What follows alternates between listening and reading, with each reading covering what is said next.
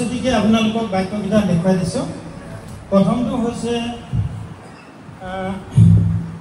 লোক 4 অধ্যায় 18 পদৰ পৰা, প্ৰভুৰ আত্মা মোৰ ওপৰত আছে, কিয়নো দৰিদ্ৰবিলাকৰ আগত শুভবাৰ্তা প্ৰচাৰ কৰিবলৈ তেওঁ অভিষিক্ত কৰিলে, বন্দীৰ আগত মুক্তি আৰু অন্ধবিলাকৰ আগত পুনৰাই চকু পোৱাৰ কথা ঘোষণা কৰিবলৈ, চেপা খোৱাবিলাকক মুকলি কৰিবলৈ আৰু প্ৰভুৰ গাৰ্য বছৰ ঘোষণা কৰিবলৈ মোক পঠালে।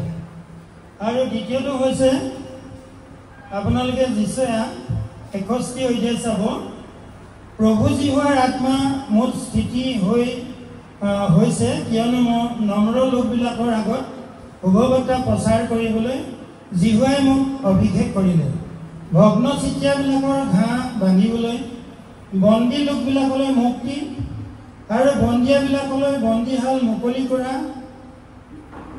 কৰাৰ কথা ঘোষণা কৰিবলৈ, জিহুৱাৰ অনুগ্ৰহৰ বছৰ আৰু আমাৰ ঈশ্বৰৰ প্ৰতিফল দিয়া দিন ঘোষণা কৰিবলৈ, আটাই শোকাতুৰ লোকক সান্তনা কৰিবলৈ আৰু চিউনৰ শোকাতুৰ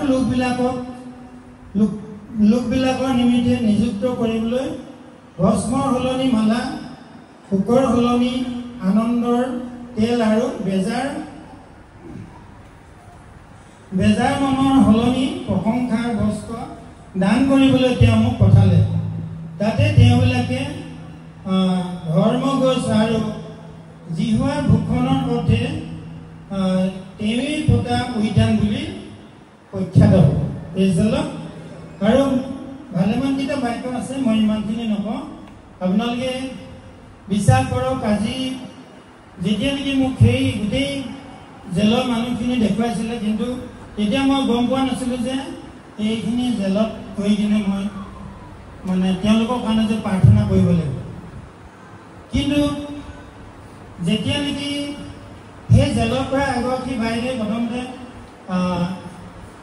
50 টকা, তাৰপিছতে তেনেকৈ আৰু 100 টকা, এনেকৈ 150 টকা যেতিয়া নেকি আমাৰ প্ৰাৰ্থনা ভৱনলৈ দান দিলে, তেতিয়া মোৰ মনত বহুত দুখ লাগিলে, কাৰণ আমিহে তেওঁলোকক দিব লাগে, কিন্তু জেলৰ পৰা আমাক পইচা দিছে, কিমান দুখৰ কথা।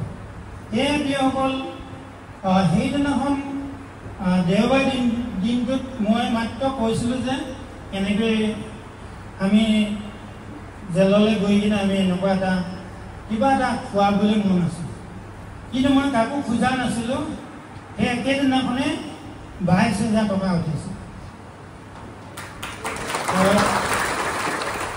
আৰু তেনেকৈ আজিলৈকে তেওঁলোকে দিয়ে আছে।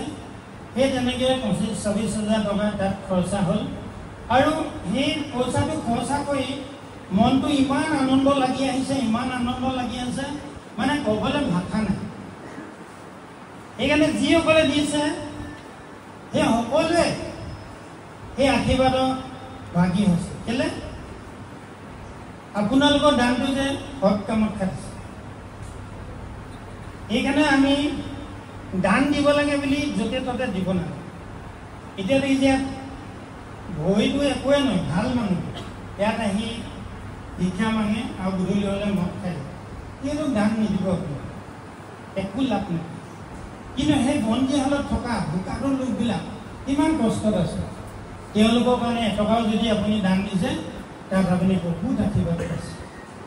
আৰু সেই জেলত চাবলৈ যোৱাৰ লগে লগে আমাৰ গাঁৱৰ এজন আছিলে, চাবলৈ যোৱাৰ লগে লগে আহি কিনে কৈছে যে জেলত যদি কোনোবাই মাত এষাৰ লগাবলৈ যায়, সেই ব্যক্তিজনক কেতিয়াও জীৱনত নেপাহৰা গৈছে, বহুত আশাত থাকে। আজি এজনী মাইকী মানুহ তাত আছে, মানুহবিলাকে কিমান দিন হ'ল মানে ঘৰৰ মানুহে চাবলৈ যোৱা নাই, কিন্তু যেতিয়া বহুত প্ৰাৰ্থনা কৰিলে এতিয়া বোলে চাবলৈ হৈছে। 20 বছৰ এতিয়া তেওঁলোকে কৈছে, 20 বছৰ আমাক এইটো থাকিব লাগিব কৈছে।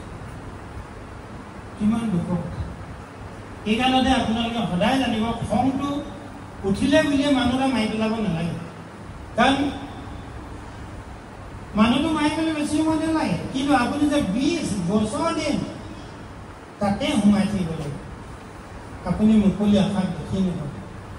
সেইকাৰণে খঙৰ মূৰে চণ্ডাল মেলি গৈছে আৰু খংটো হৈছে পাপ ইয়াৰ পৰা বাচিবলৈ হ'লে সদায় আপোনালোকে যদি খং উঠিছে প্ৰভুৱে বুদ্ধি দিছে আপুনি মনে মনে নিজৰ কোঠাত সোমাই মনে মনে থাকক প্ৰাৰ্থনা কৰি থাকক এতিয়া দেখিছে কিছুমান পুতেকে বাপেকক কাটিছে বাপেকে পুতেকক কাটিছে মাকে জীয়েকৰ মুঠতে কিমান বেবিচাৰত গৈ কিনে জেলত আছে সেইকাৰণে প্ৰিয়সকল আপোনালোকক কৈছোঁ কেতিয়াও আপোনালোকে পাপ নকৰিব পাপ কৰিবলৈ উজু খণ্ডন কৰাটো বহুত কষ্ট আছে সেয়েহে মই সদায় কওঁ মোক আহি ঈশ্বৰে সপোনত শিকাই থাকে মই যেতিয়া নেকি এটা গৰু বাৰীত সোমাইছিলে খেতি মাৰিলে কিন্তু মৰাৰ পিছত মই গাঁত খান্দিব পৰা নাই কোৰখন হলকি থাকে মাটি টান গৰুটো ডাঙৰ ইমান ভয় খাইছোঁ সপোনতে এতিয়া প্ৰভুৱে মোক আহি ক'লে চা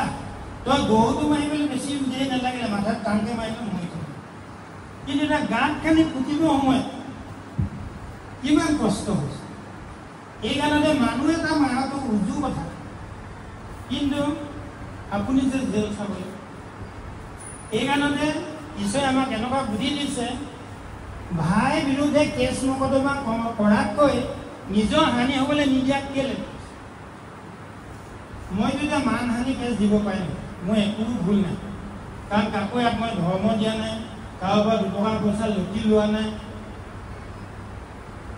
যিখিনি মোক ঈশ্বৰে কৰিবলৈ কৈছে মই তেনেকৈ প্ৰাৰ্থনাহে কৰি আছোঁ আৰু মই তাৰ বাহিৰে একো ইয়াত বেজালি নাই কৰা বেজালি বুলিও মোক কেছ দিছে কিন্তু মই ইয়াত একো তন্ত্ৰ মন্ত্ৰ নাই কেনেকৈ ঈশ্বৰক পাব লাগে সেইখিনি ঈশ্বৰে মোক দেখুৱাই দিয়াৰ কাৰণে আপোনালোকক পথটো দেখুৱাই দিছোঁ প্ৰাৰ্থনা কেনেকৈ কৰিব লাগে কেনেকৈ কৰিলে আপোনালোকে ঈশ্বৰক পায় আমি ইজনে সিজনক ক্ষমা দিব লাগে তেতিয়াহে আপোনাকো ঈশ্বৰে ক্ষমা দিব সেইকাৰণে প্ৰিয়সকল ইয়াত আহি যিমান আপুনি প্ৰাৰ্থনা কৰিবলৈ আহিলেও লঘোণ দিলেও আপুনি যদি এইকেইটা বাক্যক যদি নেমানে যে ভোকাটো লোকবিলাকক আহাৰ বাতি দিয়াই উলংগ দেখি বস্ত্ৰদান কৰাই বন্দিয়া মিলি চাবলৈ যোৱাই এইটো মোৰ ব্ৰত নহয়নে এনেকুৱা কৰিলে মানে অৰুণোদয়ৰ দৰে মেঘ ফালি তোমাৰ প্ৰাৰ্থনাটো ঈশ্বৰে শুনিব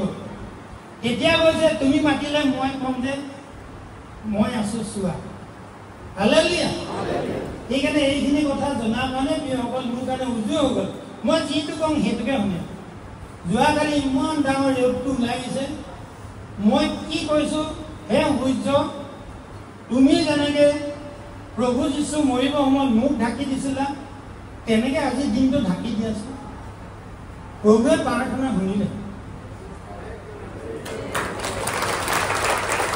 আমি গৈ আছোঁ আগে আগে বৰষুণ দিছে আৰু অলপ দেৰি পিছত বৰষুণ নাইকিয়া কৰিব নহ'লে বৰষুণ দিয়াহেঁতেনো 606জন কুৱেৰী আমি তাত মানে প্ৰাৰ্থনা কৰিবলৈ নাপালোঁ কিন্তু পেডেলো দিয়া নাই সৰু এটা ঘৰ আছে তাতে আমি প্ৰাৰ্থনা কৰিলোঁ আৰু বতৰটো একদম ধুনীয়াকৈ ঠাণ্ডা কৰিলোঁ আৰু প্ৰগ্ৰাম শেষ হৈছে তাৰপৰা আকৌ ৰ'দ দিছে হালেলুয়া আমাৰ ঈশ্বৰজন ইমান দয়া দিছক আপুনি যদি ঈশ্বৰৰ মতে চলে আপোনাৰ একো অভাৱ নহ'ব কাৰণ ঈশ্বৰে প্ৰত্যেকটো কথাই সঁচা কৈছে সেই খ্ৰীষ্টতে মান সন্মান ধন সম্পত্তি চব আছে আজি মন্ত্ৰী মহোদয়ে আজি নি কিনে সন্মান দিছিল কিমান ডাঙৰ কথা হয় নে নহয় এইকাৰণতে যিকোনো কাম কৰিবলৈ হ'লে প্ৰথমতে আমাৰ কষ্ট হ'বই আজি মহাত্মা গান্ধীয়ে কেইবাৰ জেল খাইছে তাৰপিছতে এতিয়া ভাৰত স্বাধীন হোৱাৰ পিছত তেওঁ জাতিৰ পিতাৰ নাম পাইছে জৱাহৰলাল নেহৰুৱে কেইবছৰ জেল খাইছে ভাবে যে জেললৈ যোৱাটো বহুত পাপ কৰিলে কিন্তু কিছুমানটো তাৰ নিৰ্দোষী মানুহ বহুত জেলত সোমাই আছে একো দুখ পোৱা নাই সেইকাৰণে প্ৰভুৱে আমাক পঠিয়াইছে আমাৰ মানুহখিনিও আজি ভাবিছিলে জেলখন মানুহে কৈ দিয়ে এই এনেকুৱা সেই তেনেকুৱা সেই খাবলৈ নিদিয়ে এই মানে একেবাৰে পাতলা ৰুটি দিয়ে কি কৰে তাতো দেখিছে ধুনীয়া ফুলনি বাৰী পাতি ঘৰত থকা নিচিনা ঘৰ দুৱাৰ একদম মুচি কাচি ধুনীয়া আৰু তেওঁলোকে চব মানুহ আছে, মুছলমানো আছে, হিন্দু আছে, খ্ৰীষ্টানো আছে, চবেই চব নিচিনা কৰি আছে। ঈশ্বৰ যে এজনেই হয় আৰু একেটা পৰিয়াল হৈ এটা ঘৰত থকা নিচিনা সকলোৱে তাত আছে। এতিয়া কি কৰিব কওকচোন বাৰু? ঠিক তেনেকৈ আমি স্বৰ্গতো এই মুছলমান, এই অসমীয়া, এই বিহাৰী ক'বলৈ নাই, স্বৰ্গতো আমি একেলগতে এনেকৈ থাকিবলৈ পাওঁ। হালেলুয়া। তাত কোনো জাতি চাতি নাই, অকল দুটাই, মতাও মাইকী, এইটোৱে আছে। সেইকাৰণতে আপোনালোকৰ যিমানবিলাক উপাধি ঘৰত থৈ আহোঁ দেই, চুতীয়াটো মই ঘৰত থৈ আহোঁ। ইয়াত উপাধি চুপাধি লৈ নিজৰ ফুটানি কৰিবলৈ নাহিব, কাৰণ ঈশ্বৰ এজনে হয়। সেইকাৰণতে সেইজন ঈশ্বৰকে দেখুৱাই দিবৰ কাৰণে মোক তেতিয়া ঈশ্বৰে দায়িত্ব দিছে। আৰু সেইজন ঈশ্বৰে যি প্ৰতিজ্ঞা কৰি গৈছে যে আমাক এদিন তেওঁ শেষৰ সময়ত সকলোকে স্বৰ্গলৈ লৈ যাব। আৰু এই গীতটো, যিটো গীত মোক যেতিয়া নেকি সেই প্ৰগ্ৰামটোত এজন বুঢ়া মানুহ হৈ গাই শুনাইছিলে, তো সেই গীতটো চাব যে মই ভবা নাছিলোঁ। গীতটো মোক অকল ৰঞ্জন এইখনি হৈছে সেইখনি এনেকে ইমানটোহে মোক গাই শুনাইছিলে, কিন্তু বাকীখিনি গাই শুনা নাছিলে। কিন্তু আমাৰ ল'ৰাকেইটা সেইদিনাখন ক'লে যে নহয় গানটো বোলে ৰেকৰ্ডিং কৰিম। মই ইহঁতক লিখাই নাই, মই জনাই নাই কেনেকৈ, কিন্তু তাতে লগে লগে পবিত্ৰ আত্মা আহি সেই গানটো প্ৰভুৱে শিকাই দিলে আৰু সেই জেলত সেইটোৱে গানেই গৈছিলে।